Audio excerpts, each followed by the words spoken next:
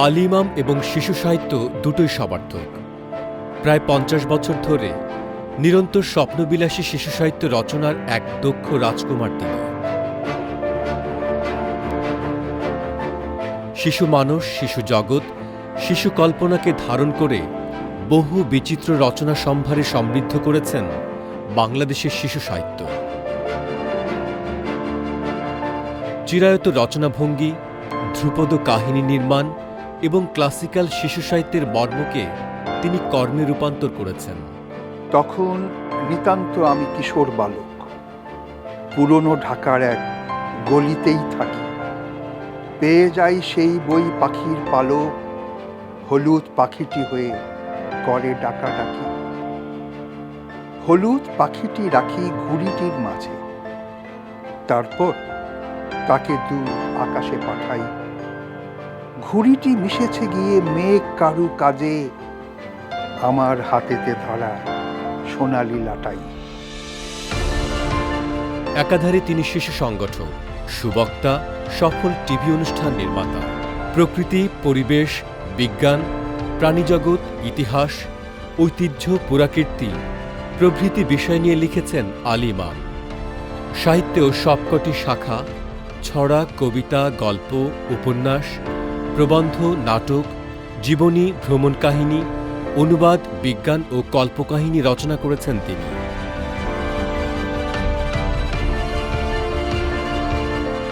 কাজের স্বীকৃতি হিসেবে পেয়েছেন বাংলা একাডেমি পুরস্কার, শিশু একাডেমি পুরস্কার সহ আরও বহু পুরস্কার। আজ আমাদের শিল্পবাড়ির অতিথি আলী ইমাম।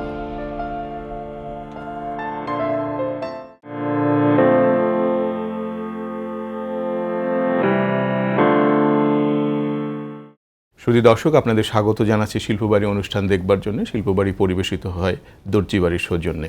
আজ শিল্পবাড়িতে আছেন বাংলাদেশের বা বাংলা কথা সাহিত্যের এক অসামান্য গুণী শিশু সাহিত্যিক আলী ইমাম। আলী ইমাম ভাই, আপনাকে স্বাগত জানাই, এবং বিকাশ ভাই আপনাকেও স্বাগত জানাই আমাদের অনুষ্ঠানে। আলী ইমাম ভাই, আপনি এবং আমি যখন কথা বলবো আপনার জীবন এবং আপনার লেখালেখির জগৎ নিয়ে, সেই সময় বিকাশ ভাই, শাহজাহান আহমেদ বিকাশ, তার অসামান্য হাতে আপনার ছবি আঁকবেন, ধ্যানমগ্নতার সঙ্গে আপনার ছবি আঁকবেন, এবং উনি ইউডা বিশ্ববিদ্যালয়ের চারুকলা বিভাগের চেয়ারম্যান। ব্যাপারটাই চমৎকার লাগছে আমার কাছে, অসাধারণ। আপনাকে গুণীন বলেছি, শিশু সাহিত্যের গুণীন, জাদুকর, কিভাবে নিচ্ছেন এই শব্দটা? খুব স্বচ্ছন্দভাবে নিচ্ছে এই কারণে যে আমি লেখার প্রথম থেকেই ধরে নিয়েছি যে আমার লেখা অন্যকে আকৃষ্ট করছে। এত বেশি আমি লোকদের কাছ থেকে প্রশংসা পেয়েছি। আমার জীবনের প্রথম বইটাতেই ৭৬ সালে বেরুলো শামসুর রহমান ফ্ল্যাপে যে কথা লিখেছিল, তা আমি ভুলতেই পারবো না। কাজেই নিজেকে জাদুকর চাইতে আমার মনে হয় আমি যে একজন জনপ্রিয়তা পেয়েছিলাম, এটি সবসময় আমার মনে হয়েছে। আপনার জন্ম ব্রাহ্মণবাড়িয়ায়, কিন্তু আমরা যারা একটু লেখালেখি করি আমরা জানি আলী ইমাম হচ্ছে পুরনো ঢাকার মানুষ। এই ম্যাজিকটা কিভাবে হয়েছে? এটা হয়েছে যে আমার যখন মাত্র ৫ মাস, আমার জন্ম ব্রাহ্মণবাড়িয়ায়, কবি আল মাহমুদের জন্ম যে অঞ্চলটা কাউতুলি, আমার জন্ম একদম ওই বাড়ির কাছেই, মোল্লা বাড়ির কাছেই কাউতুলি। ৫ মাস বয়স যখন আমার, তখনই ঢাকায় চলে এলো আমার আব্বা। আমার আব্বা আগে জামশেদপুরে চাকরি করতো, ঢাকায় আসলো এবং ঠাটারি বাজার বামাচরণ চক্রবর্তী রোডে একটা দোতলা লাল ইটের ভগ্ন বাড়ি, হিন্দুদের সে পরিত্যক্ত বাড়িগুলো ছিল, সেটা আব্বা ক্রয় করলো। সেই বাড়িতেই এসে আমরা উঠলাম এবং সেইখান থেকে আমি বড় হলাম, প্রলম্বিত হলাম, সময় কাটলো। এবং পুরনো ঢাকার যেটা মূল স্বাদ, সেই হট্টগোল, ভিড়, হইচই, ঠাটারি বাজার, কাপ্তান বাজার, নাজিরা বাজার, ফুলবাড়িয়া রেল স্টেশন, আমি একেবারে পুরনো ঢাকার রূপ, রস, স্বাদ, গন্ধ, স্পর্শের মধ্যে দিয়ে বড় হয়েছি, যেটা পরিতোষ সেনের জিন্দাভার বইতে খুঁজে পাওয়া যায় বা শামসুর রহমানের স্মৃতির শহরে খুঁজে পাওয়া যায়। স্মৃতির শহর যেখানে শেষ, আমার জন্য মনে হলো আমার জীবনটা শুরু হয়েছে সে ফুলবাড়িয়ার কাছের ভিড় ভাট্টার ভিতর থেকে। আপনি ফুলবাড়িতে ট্রেন স্টেশনটা দেখেছেন? হ্যাঁ, ফুলবাড়িয়া ট্রেন স্টেশনে নেমে ঘোড়ার গাড়িতে করে আমি ঠাটারি বাজারে আমাদের বিসিসি রোডের বাড়িতে এসেছিলাম, চোখের সামনে ভাসছে। আপনার লেখাপড়ার জীবনটা কিভাবে যুক্ত? আমার লেখাপড়া হচ্ছে আমাদের ঠাটারি বাজারের কাছেই হচ্ছে কাপ্তান বাজার, সেখানে একটা স্কুল ছিল প্রিয়নাথ বিদ্যালয়। সেই স্কুলটির নাম হলো নবাবপুর সরকারি উচ্চ বিদ্যালয়। সেই স্কুলের ছাত্র ছিল ডক্টর আনিসুজ্জামান, ইত্তেফাকের সম্পাদক যিনি ছিলেন আগে মাইনুল হোসেনের মতো লোক, নাম করা স্কুল। অজিত কুমার গুহ সেই স্কুলে শিক্ষকতা করতেন। তো নবপুর সরকারি উচ্চ বিদ্যালয়ে আমার আব্বা ভর্তি করে দিল ক্লাস 2-তে। 2 থেকে 10 পর্যন্ত ওই নবপুর সরকারি উচ্চ বিদ্যালয়ে, পুরনো ঢাকা একটা স্কুল। বানরের খুব উৎপাত ছিল। আমরা আর কি বাদরামো করব, অরিজিনাল বাদরদের দাপটে সাধারণত দুষ্টুমি করলে স্কুলে বলে না বাদরামি করিস না, আমরা মানে আসল বাদরদের উৎপাতে দাপটে প্রাবল্যে মিয়ে থাকতাম। এবং 2, 3, 4, 5 পর্যন্ত এই বানরদের প্রবল অত্যাচারের মধ্য থেকে আমাদের লেখাপড়া শেখা হয়েছে। অ্যাজ এ প্রাইমারি স্কুল, তারপর কলেজ। 66 আমি যখন এসএসসি পাশ করলাম, যাকে বলে সেকেন্ডারি স্কুল সার্টিফিকেট, করে যোগুবাবুর পাঠশালা বলে যেটা বিখ্যাত জগন্নাথ কলেজ, তখন তো ছাত্র আন্দোলন মানে জগন্নাথ কলেজ। জগন্নাথ কলেজে ভর্তি হলাম অজিত কুমার গুহ। আমি কচিকাচার মেলা করি, অজিত কুমার গুহ বললো, দেখো অ্যাডভান্স বাংলা ক্লাস হয় জগন্নাথ কলেজে, তুমি তো বাংলায় ভালোই, ভর্তি হও। শিক্ষক কারা ছিল জানো? কারা? আখতারুজ্জামান ইলিয়াস, শওকত আলী, হারুনা রশিদ, সৈয়দ আব্দুল হাদি যে গান গায়, আচ্ছা আচ্ছা, আব্দুল মান্নান সৈয়দ, এরা শিক্ষকতা করত। অজিত কুমার গুহ আমাদের ক্লাস নেওয়ার সময় বলল, জানিস আমাদের সৌভাগ্য, আমরা রবীন্দ্রনাথের কাছে বাংলা শিখেছি কলকাতায়, তোদের দুর্ভাগ্য তোরা অজিত কুমার গুহের কাছে বাংলা শিখতে এসেছি। এটা আমি বলবো না। এই জগন্নাথ কলেজের মাঝখানে একটা পুরনো দোতলা বাড়ির মধ্যে আমাদের অ্যাডভান্স বাংলা ক্লাসগুলি হতো। এই সাহিত্যবোধ জাগলো। শাহরিয়ার কবির আমার সঙ্গে পড়তো, শাহরিয়ার কবির। এই 67 থেকে 68 পর্যন্ত জগন্নাথ কলেজ, তারপর ঢাকা বিশ্ববিদ্যালয়ে ভর্তি হলাম। এবং আমার ভর্তি হওয়ার জন্য কবি জসিমউদ্দিন সহায়তা করেছিল। হ্যাঁ, এটা একটা খুব চমৎকার ঘটনা, বলুন তো। আমার হয়তো কিছু ঘাটতি ছিল, আমি ছাত্র হিসেবে অত তুখোর ছিলাম না, অত কথাবার্তা খুব চৌকস ছিলাম, লোকে ধরতে পারতো না, কিন্তু মেধার দিক থেকে অত উন্নত স্তরে ছিলাম না। আচ্ছা, ফলে ঘাটতির কারণে বিশ্ববিদ্যালয়ে ভর্তি হওয়াটা আমার জন্য সমস্যা হয়ে দাঁড়ালো। কবি জসিমউদ্দিন আমাকে স্নেহ করতেন। তখন আমি খুব সাহিত্য সভাগুলিতে যাই, আমাকে নিয়ে গেলেন জাদ্রেল উপাচার্য ওসমান গনি, খুব দাপুটে উপাচার্য ছিলেন ওসমান গনি। জসিমউদ্দিন নিয়ে গেছে, জসিমউদ্দিন তোমার একটা জাতীয় ইমেজ বিরাট। হ্যাঁ, কবি সাহেব আপনার জন্য কী করতে পারি, এই ছেলেটাকে ভর্তি করতে হবে। এবং জসিমউদ্দিন আমার জীবনে আরেকটা বড় কাজ করলো, টেলিভিশনে আমাকে নিয়ে গিয়েছিল মোস্তফা মনোয়ারের কাছে। সেই সময়ে এই 68 সালের দিকে এগুলো মন্টু, গোলাম মুস্তফা, আব্বাস উদ্দিন, জসিমউদ্দিন, এরা একেবারে ঢাকা শহরে তখন কলকাতা থেকে এসে খুব ভীষণভাবে ইমেজ তৈরি করেছে। তাদের ছেলেরা তখন সব জায়গায় আছে, মন্টু এই আলী ইমামকে একটু তোমার কাজে লাগাতে হবে।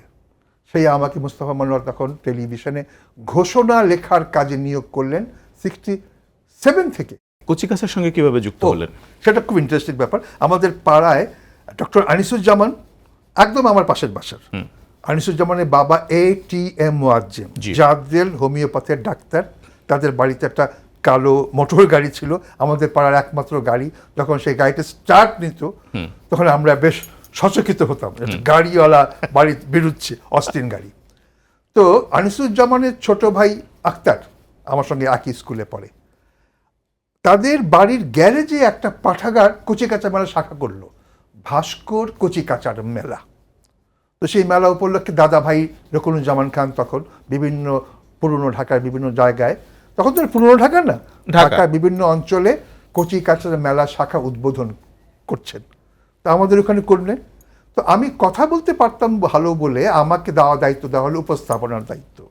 আমার স্পষ্ট মনে আছে, আমিও বেশ মাইকের সামনে অমাইক হয়ে বেশ নানা রকম কায়দা কানুন করে প্রোগ্রামটা উপস্থাপনা করলাম। দাদা ভাই আমার দিকে বেশ তির্যকভাবেই তাকালেন, পর্যবেক্ষণ করলেন। আমি বুঝতে পারলাম যে আমি তার কাছে মনে দাগ কেটেছে, কারণ তিনি কথা বলার মতো লোক তো দরকার। তখন অনুষ্ঠান শেষে আমাকে বললো, তুমি আমার সঙ্গে দেখা করতো কচিকাঁচার অফিসে ইত্তেফাকে। গেলাম, আমি তো বুঝলাম যে একটা ভালো ব্যাপার হবে, হলো তাই। আমাকে বললো তুমি মেলা জয়েন করো, কচিকাঁচার মেলায়। তখন এই শামসুজ্জামান খান, এখন বাংলা একাডেমির যিনি ডিজি, তিনি যখন সাথী ভাই, শাহাদাত চৌধুরী, হাশেম খান, সবাই আছে, সুফিয়া কামাল। হ্যাঁ, সুফিয়া কামাল। আমাকে তিনি বললেন, তখন আবুল বার্ক আলভি ছিল আহ্বায়ক কেন্দ্রীয় কচিকাঁচা মেলার, তার টার্ম শেষ হয়ে গেল। বিখ্যাত সৈয়দ আবুল বার্ক artist, আলভি, বিখ্যাত artist। এখন আর্ট কলেজের টিচার। তার সময় শেষ হয়ে যাওয়াতে বলল, আমি তোমাকে আহ্বায়ক নির্বাচিত করলাম।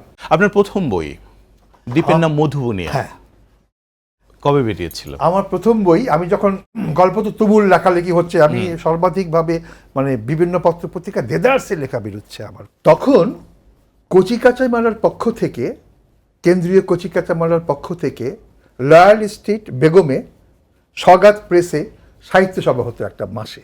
আচ্ছা, সেই সাহিত্য সভায় আমরা লেখা পড়তাম। ওটা কি বড়দের ছোটদের সব মিলে কি হতো? ছোটদের লেখাই বেশিরভাগ পড়া হতো, তরুণদের। তবে সেখানে বড়রা আলোচনা করতে আসতেন। একটি অনুষ্ঠানে আমি একটা ট্রাকের নতুন শিকার বলে গল্প পড়লাম, তখন আলোচনা করলেন আবদুল্লাহ আলমতি শরফুদ্দিন। তিনি আপন উদ্দীপনাময় ভাষায় আমার গল্পটির প্রশংসা করলেন, আমি মোহাচ্ছন্ন হয়ে গেলাম। তিনি বললেন, এই গল্পটিতে বাস্তব জীবনের রূঢ়তাকে লেখক যেভাবে ফুটিয়ে তুলেছে, তাতে মনে হয় লেখক গল্পের নায়ককে চেনে। একটা বাসের হেল্পার ছেলে হাত ফসকে পড়ে গিয়ে থেতলে মারা গেল ট্রাকের নিচে, ওই ট্রাকের নিচেই। আমি লিখেছিলাম, সে কি ইচ্ছে করে মরেছে কিনা, হ্যাঁ। এই প্রশ্নটা ছিল। সেটা বড় কথা না। বড় কথা হচ্ছে যে পরের সংখ্যায় শুক্রবার দাদাভাই গল্পটিকে ছাপলেন, হাশেম খানের ইলাস্ট্রেশন এবং গল্পের লাইনগুলো এঁকে এঁকে দিলেন। ইন্টারেস্টিং হচ্ছে, দাদাভাই তার যে চিঠি লিখতো, দাদাভাই চিঠি, সেখানে তিনি, আজকে আমরা একটা নতুন নবাগত লেখককে স্বাগত জানাই বলে আমাকে সম্বোধন করে, মানে আমাকে সম্বোধন না, আমার আগমনটাকে তিনি প্রতিষ্ঠিত করলেন।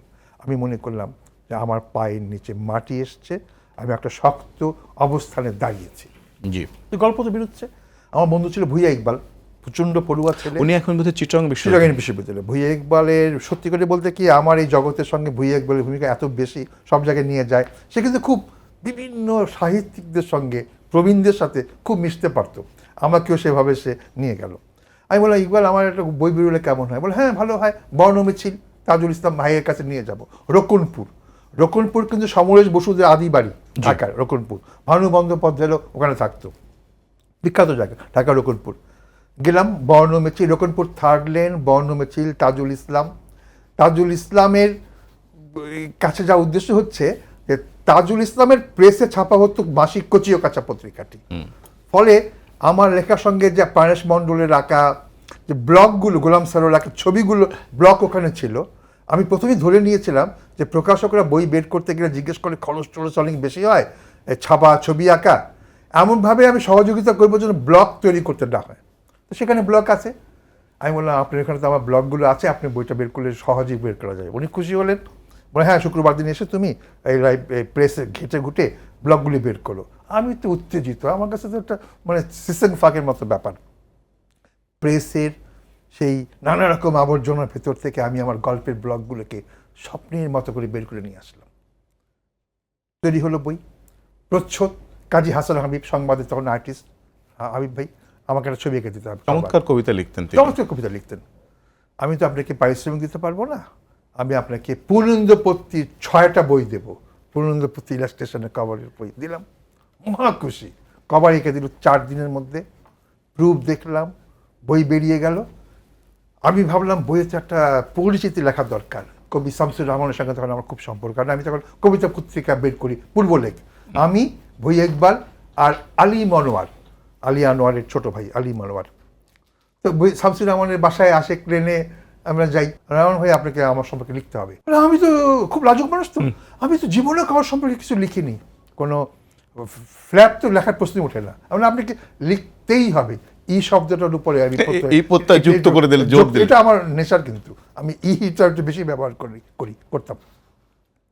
লিখলেন, বইটা এখানে আছে। হ্যাঁ, আমার কাছে বইটা আছে, আমি পড়ে শোনাচ্ছি। শামসুর রহমানের জীবনের প্রথম কারো সম্পর্কে লেখা। আমি মনে করি যে লেখাটা যদি তুমি পড়ে শোনাও, হ্যাঁ আমি উদ্দীপিত হব। নিশ্চয়ই আমি পড়ে শোনাচ্ছি। তখনই আমি উদ্দীপিত হয়েছিলাম। বই কভারটাও কিন্তু খুব সুন্দর করেছিলেন হাবিব ভাই, কাজী হাসান হাবিব। খুব চমৎকার তিনি কবিতা লিখতেন, তার ছবিও আমি দেখেছি। আমি পড়ছি আপনার গল্প বই সম্পর্কে তিনি কি লিখছেন। শামসুর রহমান লিখেছিলেন, গল্প শুনে যাদের চোখের তারা নেচে ওঠে বারবার, স্বপ্নের নরম আলোয় ভেসে যায় যারা কাহিনীর মায়ায়, সেই ক্ষুদে পাঠক পাঠিকাদের মন জয় করা সহজ নয়। যিনি ওদের বসিয়ে রাখতে পারেন নিজের গল্পের আসরে, যেখানে কেউ হাই তোলে না, ঘুমে জড়িয়ে আসে না কারো চোখের পাতা, তিনি সত্যিকারের লেখক। স্মরণীয়ভাবে গল্প বলার ক্ষমতা দুর্লভ। এই দুর্লভ ক্ষমতার অধিকারী তরুণ লেখক আলী ইমাম। তিনি সহজেই ছোটদের নিয়ে যান এক স্বপ্নময় জগতে, সেখানে নানা রহস্যময় পথে হারিয়ে যাওয়ার নেই মানা। আলী ইমাম কল্পনাপ্রবণ গল্প লেখেন স্নিগ্ধ আলোর মতো ভাষায়, যা ছোটদের খুবই প্রিয়। আমার বয়স 25, শামসুর রহমান তখন দুর্দণ্ড প্রতাপে রাজপুত্রের মতন সাহিত্যের নিয়ন্ত্রণ করছেন। তার এই লেখাটি পড়ার পরে আমি তো লিখতে বাধ্য, নিশ্চয়ই ভালো লিখতে বাধ্য এবং অনুপ্রাণিত হলাম। সেই আমার প্রথম বই থেকে কিন্তু আমি মনে করি আমার পদপাত্রী বেশ সাবলীল ছিল। এখন তো আমার বইয়ের সংখ্যা সর্বাধিক বাংলাদেশে, বোধহয় কতটা বই আপনার? 610। অবিশ্বাস্য মনে হবে, কিন্তু বাস্তব সত্যি হচ্ছে 610টি বই আমার প্রকাশিত হয়েছে। না, এই বইগুলো তো আপনার শুধু মৌলিক না, অনুবাদও আছে, প্রচুর অনুবাদ আছে, সংকলন আছে, মৌলিক বই সম্পাদনা আছে, সেই অর্থে 300-র মতো। মৌলিক বই 300 হবে, বাকিগুলো সংকলন জাতীয় বই অনেক হয়েছে। বিকাশ ভাই, একটু কি বলবেন? এরকম একজন মানুষ যিনি শিশুদের নিয়ে কাজ করেন, তার ছবি আঁকতে যে আমি যে সরলতা, তার যে সরলতা, এটি হয়তো তার মতো করে আমি প্রকাশ করতে পারবো না। তবে আমি চেষ্টা করছি শ্রদ্ধার সাথে, আমার অভিজ্ঞতার সাথে, এবং এটি যাতে একটি বাহ্যিক যে তার অনুলিপি সেটা যাতে এখানে না আসে, আমি যতটুকু তাকে শ্রদ্ধার সাথে দেখছি সেটি যাতে এই ছবিতে রিফ্লেক্ট করে, সেই জন্য আমি অপেক্ষা করছি। আর আমার বলার কিছু নেই। তিতুরমুখীর চৈতা, এই তিতুরমুখী চৈতাই আপনাকে খ্যাতির একটা উত্তুঙ্গে নিয়ে গেছে। এই তিতুরমুখী চৈতার এই যে পটভূমিটা, এই যে ক্যারেক্টারটা, চৈতাকে এইভাবে তৈরি করা যায় এবং এইটা শেষ পর্যন্ত ব্রিটিশ কলোনিয়াল শাসনের বিরুদ্ধে একটি লড়াইয়ের চাবুক হিসেবে ব্যবহার করা যায়, এই আইডিয়াটা আপনি কোথায় পেলেন? ইমাম ভাই, এই প্রশ্নটা ছোট্ট একটা বিরতি নিয়ে আমরা আপনার কাছ থেকে এটা জানবো। শুধু দর্শক, আপনারা দেখছেন শিল্পবাড়ি, পরিবেশিত হচ্ছে দর্জিবাড়ির সৌজন্যে, এবং আমাদের সঙ্গে আজ স্টুডিওতে আলো ঝলমলো করে আছেন আমাদের শিশু সাহিত্যের এক অসামান্য লেখক আলী ইমাম। থাকুন আমাদের সঙ্গে, থাকুন আলী ইমামের সঙ্গে, থাকুন শিল্পবাড়ির সঙ্গে।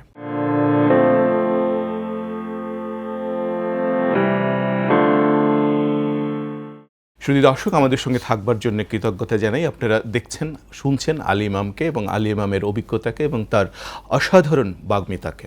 আলী ইমাম ভাই, আপনার তিতিরমুখীর চৈতা। তিতিরমুখী একটা গ্রাম, চৈতা মানে চৈত মাসে তার জন্ম।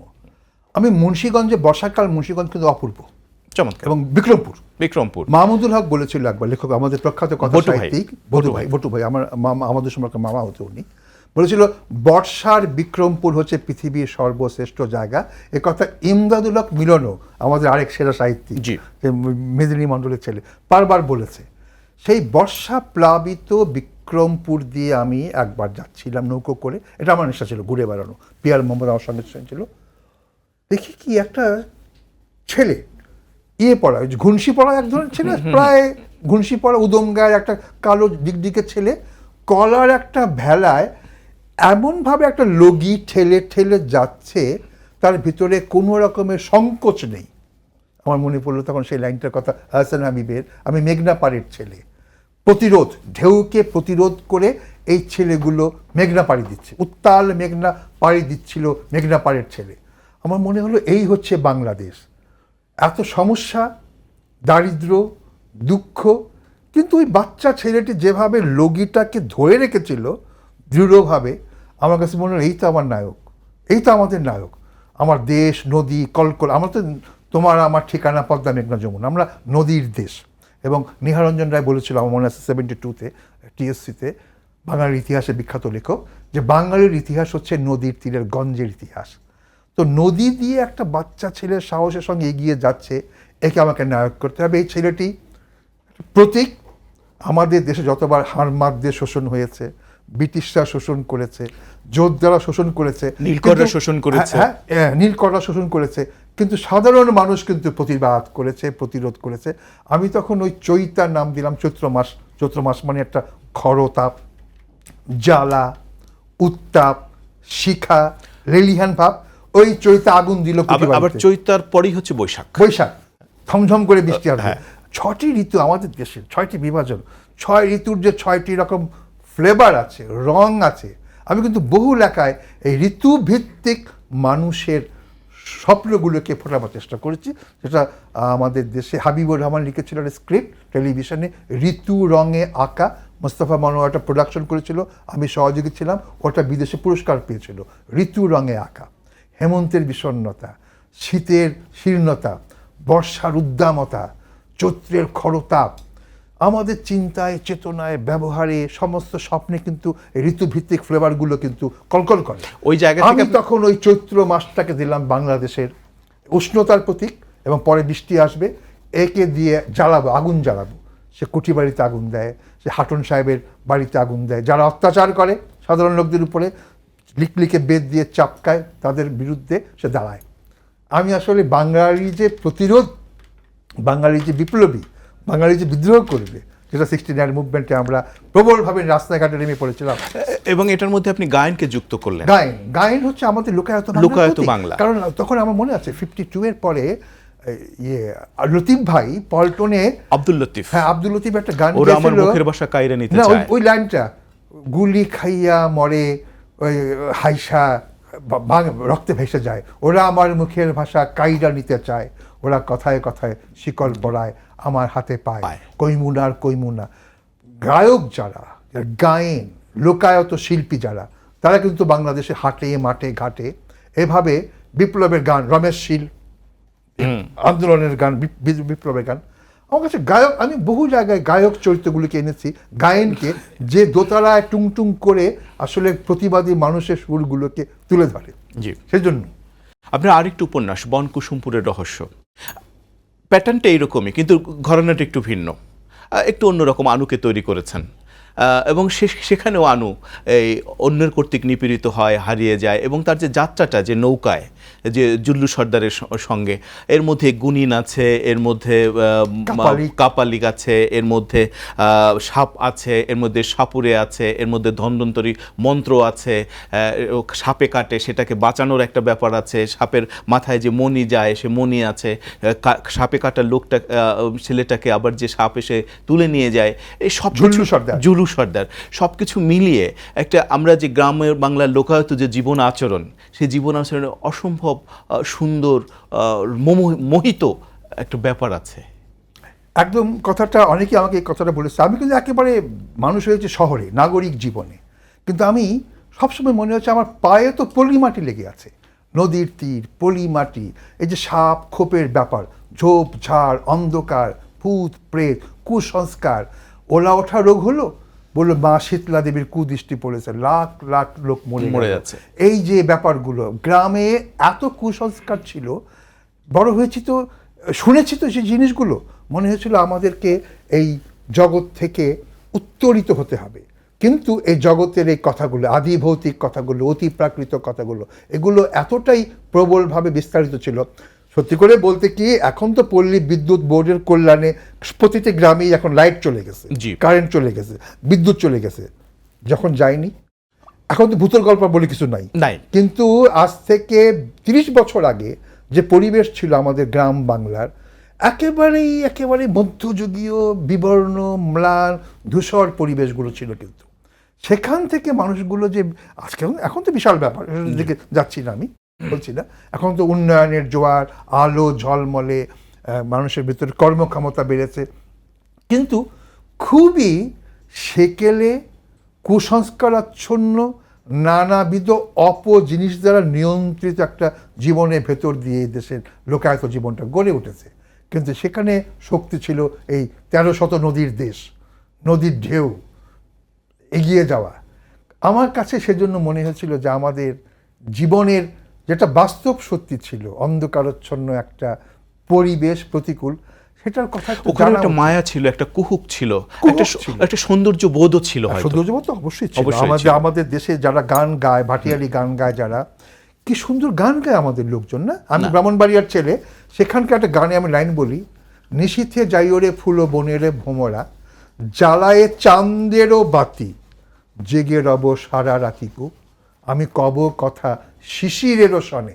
মনি, ভাবা যায় গ্রামের একটা লোকায়ত মানুষ স্বপ্ন দেখছে যে শিশিরের সাথে কথা বলবে, টুপ টুপ করে ঝরে পড়া শিশির বিন্দু, যেটা আমরা জীবনানন্দ দাশের রহস্যময় ঘনীভূত ভুবনে পেয়েছি শিশিরের সাথে কথা বলা। আমাদের দেশে গ্রামের একটা গায়ক যখন এইভাবে গায়, কব কথা শিশিরেরও শোনে, তো সেই রকম রোমান্টিক জাতি, গীতল জাতি, পেলব জাতি, এই বোধগুলো তো আমাকে আলোড়িত করবে, উদ্বুদ্ধ নিশ্চয়ই করবে, নিশ্চয়ই করবে, তাই না? নিশ্চয়ই করবে। সেজন্য আমি সেই বোধ দ্বারা অনুপ্রাণিত হয়ে কিন্তু আমাদের এই পেলবতা, গীতিময়তা, রোমান্টিকতা, পাশাপাশি আবার কুসংস্কারচ্ছন্ন কালো আদিভৌতিক জগৎকে তুলে ধরেছি।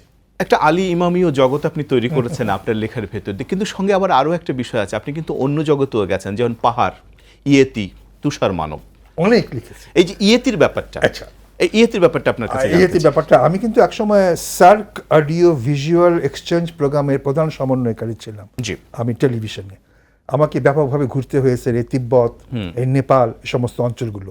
কিন্তু ইয়েতে আমাকে উদ্বেলিত করেছিল, আলোড়িত করেছিল এই অ্যাবনর্মাল স্নোম্যান প্রেমেন্দ্র মিত্রের লেখা থেকে। ভুটানে দেখলাম যে সব স্টোরিতে গ্রামগুলোতে ইয়েতির গল্প বলে। ইয়েতির গল্প, ইয়েতি শব্দটা কি ভুটানের না? ইয়েতিটা হচ্ছে ওখানকার একটা প্রাচীন শব্দ আর কি, মানে হচ্ছে তুষার মানব, লোকজ শব্দ আর কি। হ্যাঁ, তুষার মানব। ইয়েতিদেরকে নিয়ে এত রহস্য, এখনো কিন্তু রহস্য, হ্যাঁ নিশ্চয়ই এখনো রহস্য আছে। আমি মনে হয় অজস্র গল্প লিখেছি ইয়েতি, অজস্র গল্প নিয়ে, বইও আছে আমার। আলী ইমাম ভাই, আপনার এই রহস্যের জগৎ থেকে আমরা একটু ব্যক্তি জীবনে আসি। আলী ইমামের আপনার জীবনে প্রেম কিভাবে এসেছিল? প্রেম ব্রাহ্মণবাড়িয়া তখন আমি 8-এ পড়ি, চিত্রা হলে একটা ছবি চলছিল, ও বচপন কে দিল ভোলা না যে না, দিলীপ কুমার, সামনে বসা নার্গিস, ববকাট চুল, অসাধারণ সুন্দরী মেয়ে। আমার এই প্রেমের কথা অনেকে জানে, কিন্তু এটা আমি ওই ক্লাস 7-8-এ পড়ি, ছবি দেখলাম, নার্গিসের চেহারাটা বুকের মধ্যে এমন গেঁথে গেল, এত অনিন্দ সুন্দরী ডানা কাটা কে আসছে। বাসায় যখন ফিরি, ব্রাহ্মণবাড়িয়া নিয়াজ পার্কে পাশের বাসা ছিল একজনের পুলিশ সাহেবের বাসা। ওই বাড়ির বড় মেয়েটি একদম হুবহু নার্গিস মনে হলো, দাঁড়িয়ে আছে বারান্দায়।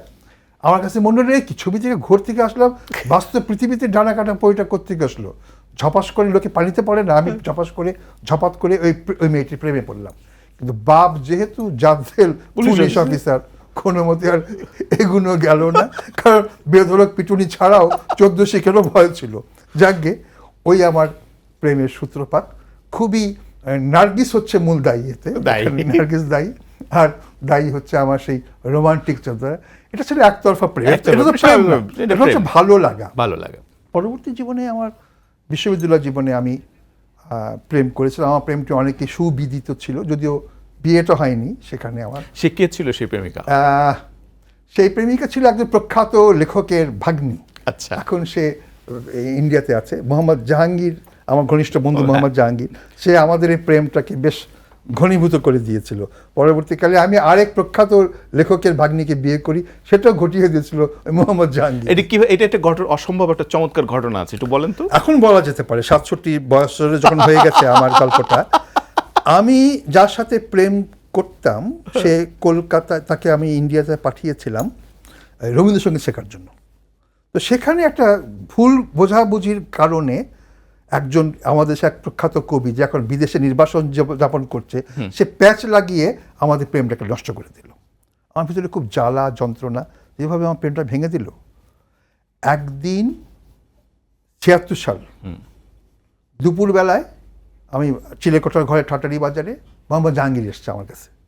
জাহাঙ্গীর দরজায়, পেছনে একটা মেয়ে দাঁড়িয়ে আছে। জাহাঙ্গীর বললো, আলী ইমাম, আজকে একটা সিরিয়াস কথা বলবো। বলো। ওকে তোমাকে বিয়ে করতে হবে। মানে? বলে হ্যাঁ, ও যার সঙ্গে ওর জীবনে আর দুঃখজনক ঘটনা ঘটে গেছে, তোমাকে ওকে বিয়ে করতে হবে। আমি বিয়ে করবো, অসুবিধা নেই। 1 সেকেন্ডও ভাবলেন না? না, আমার ভিতরে বোধ একটা নাটকীয় বিন্যাস বোধ ছিল। পরে শুনলাম যে ওই মেয়েটি যাকে ভালোবাসতো, ওর নাম, আমার স্ত্রীর নাম হচ্ছে লিপি, রাজিয়া ইমাম লিপি, যাকে ভালোবাসতো, সে তার সঙ্গে বিট্রে করেছে। তার ভিতরে খুব যন্ত্রণা লিপির মনে, যে আমাকে এইভাবে বিট্রে করলো, আমি যেভাবে যে কাউকে বিয়ে করব। আমিও ভাবছি যে আমাকে এরকম বিট্রে করলো ওই মেয়েটি, আমিও দেখে নেব। দুই নেগেটিভে 7 করে পজিটিভ হয়ে গিয়ে 15 দিনের মাথায় আমরা বিয়ে করে ফেললাম। 76 সালে আমার বিয়ে হয়ে গেল। আমি তো মনে করি এটা সুনীল গঙ্গোপাধ্যায়ের নীল লোহিতের নাটকের গল্পের মতোই, উপন্যাসের মতোই এটা আমাদের ব্যাপারটা, তাই না? আমি অকপটে আজকে বললাম, কারণ এখন আমি দাদা নানা, এখন তো আর দ্বিধা নেই। হ্যাঁ, ব্যাপারটি আমার ওই বিয়ের রাতের বাসর ঘরে ফুল সাজিয়েছিল হাসান হাফিজ, বিখ্যাত লেখক হাসান হাফিজ। ফুল কেনা হয়নি, এবং আমার এখনো মনে আছে হাসান হাফিজ দৌড়ে গিয়ে ফুল কিনে নিয়ে আসলে বিয়ের বাসর রাতে। খুব গরম পড়েছিল সেদিন, 76 সালে ঢাকা সেদিন। সব মিলিয়ে বেশ গল্প না, না অসাধারণ গল্প, গল্পের চেয়েও গল্প, নাটকের চেয়েও নাটকীয়। জীবন তো এরকমই। কিন্তু আপনার যেটা নাটকীয় সেটা হচ্ছে যে বৌভাতের সময় আপনি অনুষ্ঠানে ছিলেন না। ও আচ্ছা, এটা আমি আমার বিয়ের 25তম বার্ষিকী উপলক্ষে একটা বিরাট প্রোগ্রাম হয়েছিল, সেখানে টেলিভিশনের অল অফিসাররা ছিল। সেখানে আমি বললাম যে বিয়ের পর দিন আমাকে টেলিভিশনে কাজ করতে, আমি 1976 সালে জয়েন করি টেলিভিশনে 18 জানুয়ারি তারিখে। লাইভ প্রোগ্রাম, বেলাল বেগ ছিল আমার তখন অফিসের নিয়ন্ত্রক, বস। তেহরানে চলে গেল এক কনফারেন্সে, তো আমি ছুটি চাইলাম। খালেদা ফাহমি, তিনি ছিলেন আমাদের প্রোগ্রাম ম্যানেজার, তিনি প্রয়াত হয়েছেন। তিনি বললেন না, বিয়ের পর দিন বিয়ে করে চলে আসবে। খালেদা ফাহমি স্যার বিয়ে করে সারা জীবন মিস ছিলেন, বিয়ের পরেও যে নানা রকম আনুষ্ঠানিকতা থাকে, ছুটি দিলেন না। তখন লাইভ প্রোগ্রাম, রফিক আজুদের উপর একটা প্রোগ্রাম করতে হয়েছিল আমাকে। আমার বিয়ের পর দিন রাত 10টা থেকে 11টা পর্যন্ত ওই সরাসরি প্রোগ্রামটি আমাকে করতে হলো বলে আমি চলে গেলাম, টেলিভিশনে গেলাম। সেই দিন থেকে আমার স্ত্রী মোসাম্মদ টেলিভিশন বেগম নামে একটা তার সতীন আছে মনে করলো, এবং সেই ধারণা এখনো তার আছে। আলী ইমাম, মুনতাসির মামুন, শাহরিয়ার কবির কিভাবে যুক্ত হলেন? শাহরিয়ার কবির জগন্নাথ কলেজে আপনার সঙ্গে ছিল, আমার সঙ্গে ছিল। মুনতাসির মামুন যখন ক্লাস 7-এ পড়ে তখনই তার সঙ্গে আমার পরিচয়। সে তখন পাকিস্তানে অ্যাওয়ার্ড পেয়েছিল, প্রেসিডেন্ট অ্যাওয়ার্ড, আইয়ুব খানের সে অ্যাওয়ার্ড। গল্পটি ছিল বালি মামুন ঢেউ, ছবি ছাপা হলো পাকিস্তানি খবরে। আমি তাকে চিঠি লিখলাম, সল্ট গোলায় ওদের বাড়ি। এই ঢাকায় আসলো যখন ইউনিভার্সিটিতে ভর্তি হতে, তখন তো একদম সখ্যতা আরও বেড়ে গেল। আমাদের ভিতরে বোধহয় কিছু প্রতিজ্ঞা ছিল কি, আমরা আমাদের শিশু সাহিত্যকে একটু আধুনিক করব, মননশীল করব, বুদ্ধিদীপ্ত করব, ঐতিহ্য কেন্দ্রিক করব। সত্যি করে বলতে গিয়ে তখন শিশু সাহিত্যের ভিতরে কাজীর বিচার, গাদার গল্প, উদ্ভর সমস্ত মরুভূমির কথা, আবাবিল পাখির কথা, খেজুর বৃক্ষের কথা। আমরা বললাম না, আমরা আমাদের দোয়েল পাখির কথা বলবো, আমাদের এই কেয়া ফুলের কথা বলবো, হিজলের কথা বলবো, সেই দেশকে তুলে আনবো। আমরা তখন প্রতিজ্ঞাবদ্ধ হয়ে প্রায় এই গল্প লেখা শুরু করলাম, প্রবন্ধ লেখা শুরু করলাম। মুনতাসির মামুন, শাহরিয়ার এবং আমার এই সখ্যতাটা কিন্তু তখন লোকে আমাদেরকে 3 মাস্কেটিয়ার্স বলতো। পরিকল্পিতভাবে আমরা শুরু করেছিলাম যে আমাদেরকে লড়াই করে যেতে হবে। আলিম ভাই, আপনার মুক্তিযুদ্ধের গল্প পড়লাম, গল্পের মধ্যে 7টা গল্প আছে। তার প্রথম গল্পটার নাম হচ্ছে হাবা। হাবা একটা ক্যারেক্টার, যে হাবা হচ্ছে একটা পরিত্যক্ত সন্তানই বলা যায়, কোনো রকম চাচার বাড়িতে বড় হচ্ছে, বুদ্ধি কম, কিন্তু ওইখানের যে মুক্তিযোদ্ধা সে ওকে একটু ব্যবহার করে, ওকে গ্রেনেড মারতে শেখায় এবং পাকিস্তান আর্মিদের অকুপাইড পাকিস্তান আর্মিদের গ্রেনেড মারে এবং কিছু আহত হয়, এবং একসময় বিজয় হয় বাংলাদেশ, সেই মুক্তিযোদ্ধারা ফিরে আসে, বিজয় হয়, কিন্তু হাবাই থেকে যায়। এই গল্পটা কিসের প্রতীক? আলিম ভাই একটু পরে শুনবো, আমরা একটা ছোট্ট বিরতি নিয়ে আসি। শুধু দর্শক দেখছেন শিল্পবাড়ি, পরিবেশিত হচ্ছে দর্জিবাড়ির সৌজন্যে, এবং সঙ্গে আছেন আমাদের কথা সাহিত্যের, শিশু কথা সাহিত্যের এক অন্যতম পুরোধা ব্যক্তিত্ব, যিনি আমাদের শিশু সাহিত্যকে আলো ঝলমলো করে তুলছেন, বর্ণিল করে তুলেছেন, সেই আলী ইমাম।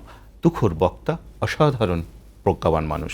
থাকুন আলী ইমামের সঙ্গে, থাকুন শিল্পবাড়িতে। আমরা একটা ছোট্ট বিরতির থেকে ফিরে আসছি।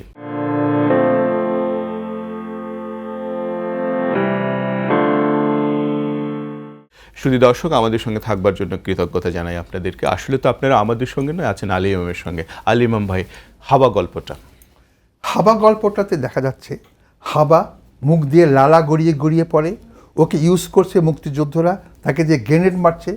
দেশ স্বাধীন হওয়ার পর যখন মুক্তিযোদ্ধা সেই দলটা ফিরে আসছে গলায় মালা নিয়ে, হাবা তখন চিনতে পারছে এই ছেলেগুলি না আমাকে ব্যবহার করেছিল।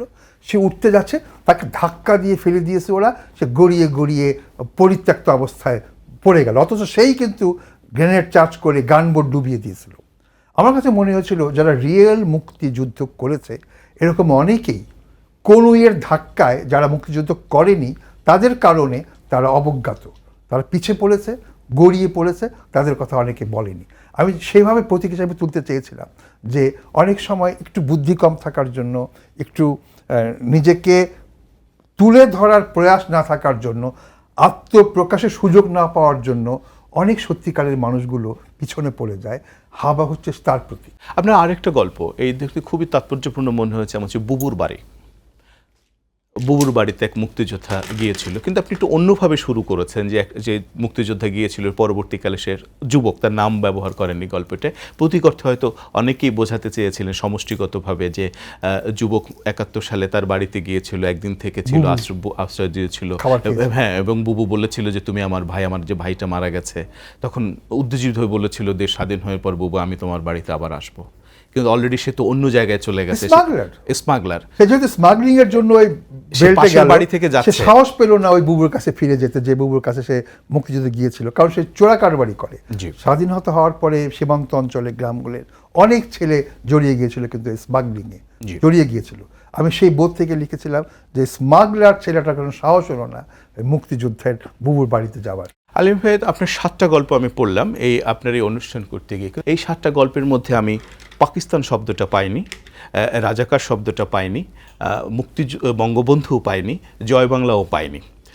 আমরা যারা গল্প লিখি বা লিখতে চাই, আপনাদের কাছ থেকে আমরা শিখেছি। এবং আপনি জানেন যে কয়েক মাস আগে শিশু একাডেমি থেকে মুক্তিযুদ্ধের 54টা গল্প নিয়ে, এর মধ্যে আপনারও একটা গল্প আমরা নিয়েছি, আমি রশিদ হায়দার এবং আহমেদ মাজার সম্পাদনা করেছি। হয়তো দৃষ্টিভঙ্গির পার্থক্য আছে, এই যে শব্দগুলো নেই, এই শব্দগুলি ছাড়া যে আপনি যে গল্পগুলো লিখেছেন, হ্যাঁ, যুদ্ধ আছে, মিলিটারি শব্দটা আছে, হত আছে, বেদনা আছে, উচ্ছ্বাস আছে, কিন্তু একটা কোথাও যেন একটা ক্যামোফ্লেজ আছে। আমি ইতিহাস লিখিনি, আমি কিন্তু গল্প লিখেছি। আমি এখানে প্রবন্ধ লিখতে বসিনি, ইতিহাস লিখতে বসিনি, নাম ধরে ধরে ঐতিহাসিক প্রেক্ষাপট লেখা আমার দায়িত্ব ছিল না। আমি একদমই চেয়েছি মন ছুঁয়ে যাওয়া, স্পর্শ করা মুক্তিযুদ্ধের গল্প লিখতে। আমি মনে হয় আমি সততার সাথে মুক্তিযুদ্ধের গল্পগুলো লিখেছি, কোনো অসততা করিনি। আমি যে নামগুলো হয়তো ব্যবহার করিনি, সে নামগুলোর প্রতি তো আমার কোনো অবজ্ঞা নাই, কোনো তাচ্ছিল্য নাই, কোনো অনীহাও নাই। সেগুলো গল্পের প্রয়োজনে আসেনি বলে আমি লিখিনি, কিন্তু গল্পে মুক্তিযুদ্ধ, সংগ্রাম, স্বাধীনতার ব্যাপারে সপক্ষ শক্তি সবগুলি কিন্তু আমি এনেছি। আপনি তো বলেছেন যে ডক্টর আনিসুজ্জামানের বাড়ির বারান্দা থেকে বা নিচতলায় যে একটা লাইব্রেরি ছিল, সেখান থেকে আপনার উত্থানের নানা রকম পর্ব, সেটাও একটা গুরুত্বপূর্ণ পর্ব। এবং আপনাকে তিনি খুব ভালোভাবে চেনেন, 5 মাস বয়স থেকেই আপনাকে চেনেন। সে আনিসুজ্জামান স্যার কী বলছেন আপনার সম্পর্কে আমরা একটু জেনে আসি, দেখে আসি। 1951 সালের ডিসেম্বর মাসে আমরা শান্তিনগরের ভাড়া বাড়ি ছেড়ে ঠাটারি বাজারে নিজের বাড়িতে উঠে আসি। আমাদের একটা বাড়ির পরে একটি শিশু বাস করত, তার বয়স তখনও 1 বছর হয়নি। সেই শিশুটির নাম আলী ইমাম।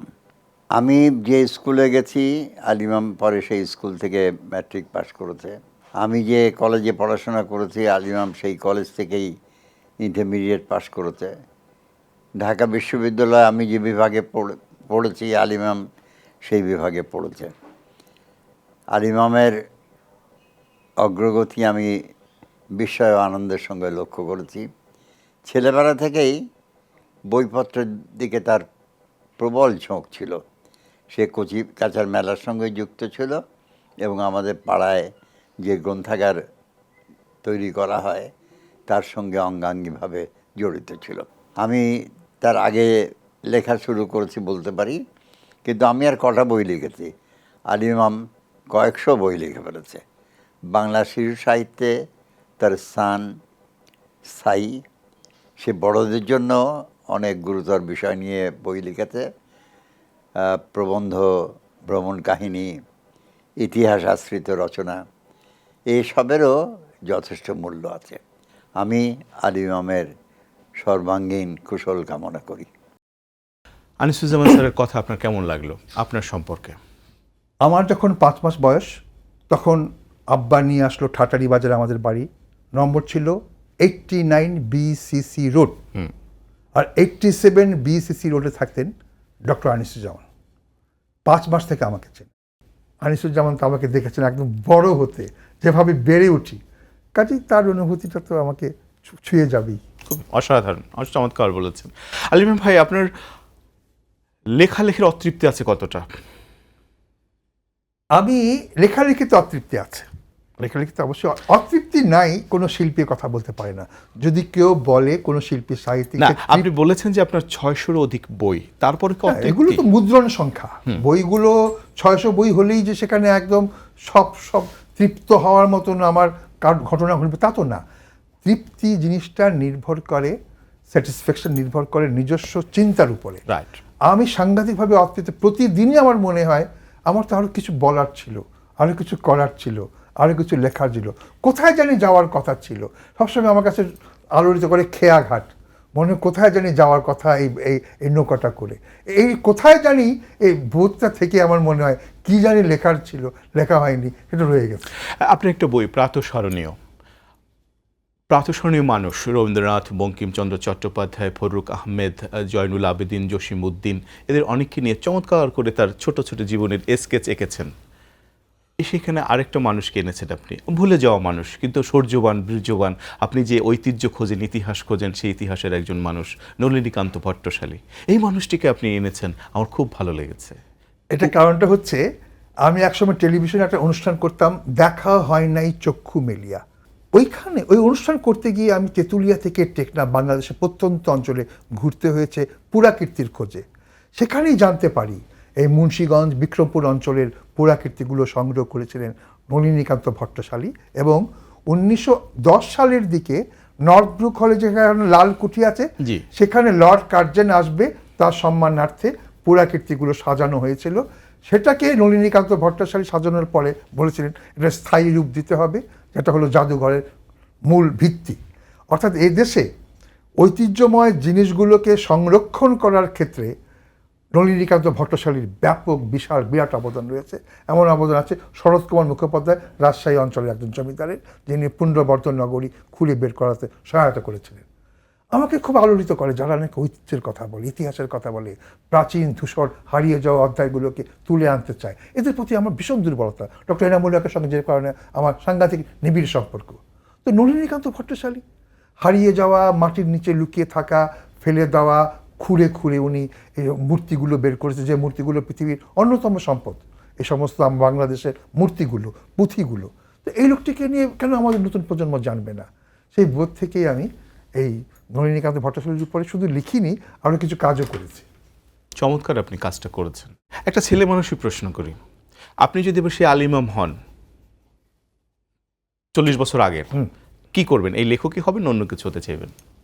40 বছর ব্যাক করার পর টাইম মেশিনে যেখানে আমি উপনীত হলাম, তারপরে জীবনে যতগুলো ভুল করেছি সবগুলো ভুল আমি আবার করতে চাই। আমার কোনো দুঃখ নেই, প্রত্যেকটা ভুল ডিটেলস নিখুঁতভাবে সম্পন্ন করতে পারলেই আমি 67 বছরে এসে চমৎকারভাবে শ্বাস নিতে পারবো। বিকাশ ভাই, আপনি বলুন আপনার ছবিটা সম্পর্কে। আমারও তো মনে হয় ভুল করেছি অনেক। সবই ভুল, এই জীবনের পাতায় পাতায় যা লেখা সব ভুল। সব ভুল। একটু বলুন ছবিটা সম্পর্কে, দেয়ার আগে একটু বলুন। আমি বলতে চাই যে ভুলকে, উনি যেটা বললেন যে ভুল যেভাবে করতে চান, আমিও মনে করি এরকম যে এই ছবিটি, এটা তো অনেক ভুল আছে, ভুলটাকে অনেক বেশি ভালোভাবে গ্রহণ করার যে বিষয়টি, আমার কাছে মনে হয় যে 2 আর 2 যেমন 4 হয়, এই ক্ষেত্রে আমি চাই 2 আর 2 5 হতে পারে, কিন্তু সেটাই যাতে গ্রহণযোগ্য হয়। এবং 2 আর 2 কিন্তু পাশে রাখলে 22 হয়, 22 হয়, ভুলা যাবেন না। 5 হয়তো যৌক্তিকভাবে হবে না, কিন্তু ভাবা যেতে পারে এরকম। সেইভাবেই যদি আমার ছবিটি শ্রদ্ধেয় লেখক যদি দেখেন, ভালো লাগবে।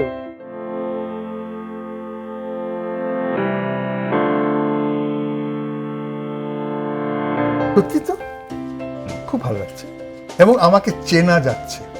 অনেক শিল্পীর কল্যাণে চেনা যায় না, রবীন্দ্রনাথের ভাষায় বলতে হয় না যে আমি এখানে দাঁড়িয়ে মনে হচ্ছে এই আমি আমার আমি। Thank you very much Ali Imam ভাই। আপনার যে জীবন, যে দীর্ঘ অভিযাত্রা, যে অভিজ্ঞতা, পৃথিবীর অর্ধেক দেশ আপনি ঘুরেছেন, আর বাংলাদেশে আমার তো মনে হয় না এমন কোনো উপজেলা নাই যেখানে আপনি যাননি। তো সেই জায়গায় একটা ছোট্ট অনুষ্ঠানে শিল্পবাড়িতে আপনাকে কতটুকুই বা ধরতে পারছি, তবু আপনি এসছেন আমাদের আহ্বানে সাড়া দিয়ে। অনেক কথা বললেন, অনেক কথা অজানাই থেকে গেল। হয়তো আরেকদিন এ নিয়ে আবার কথা বলবো আপনার সঙ্গে।